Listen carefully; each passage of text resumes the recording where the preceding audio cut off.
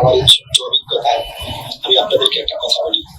আপনারা যদি লামা সাবিদের এখন প্রশ্রয় দেন, আপনারা যারা রাজনীতি করেন, আপনাদের রাজনীতি যারা মাদ্রাসায় পড়ান, আপনাদের মাদ্রাসার শিক্ষকতা যারা ইমামতি করেন, আপনাদের মসজিদের ইমামতি কিছু থাকবে না যদি এদেরকে আপনারা না দেন। এটা সত্য কথাই।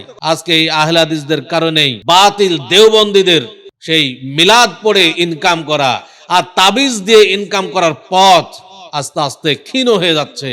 এই জন্যই তারা চাচ্ছে যে এই আহলে হাদিসদেরকে যদি প্রতিহত করা না যায় তাহলে তো আমাদের কিছুই থাকবে না।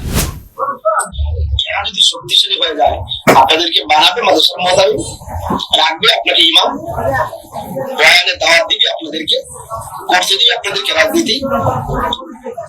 কসম করে বলতে পারি, যারা লামাল খাবি না তাদেরকে প্রকাশ্যে জবাই করতেও দ্বিধাবোধ করবে। আপনারা কি দেখাইতে পারবেন যে আহলে হাদিসরা কোন বিদআতের মসজিদে আক্রমণ করেছে, হামলা চালিয়েছে? আপনারা কি এমন কোন ইতিহাস দেখাইতে পারবেন যে কোন বিদআতি আহলে হাদিস মসজিদে আসলে তাকে নির্যাতন করা হয়েছে?